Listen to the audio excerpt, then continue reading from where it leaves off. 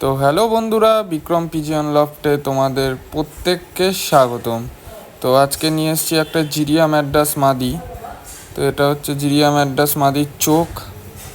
আপনারা চোখটা ভালো মতো শখ করুন বন্ধুরা। খুব ভালো কোয়ালিটির পায়রা, দারুণ পায়রা। পায়রাটা দেখুন,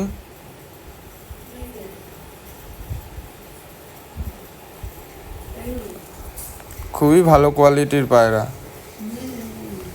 পায়রাটার স্ট্যান্ডিংটা দেখুন বন্ধুরা,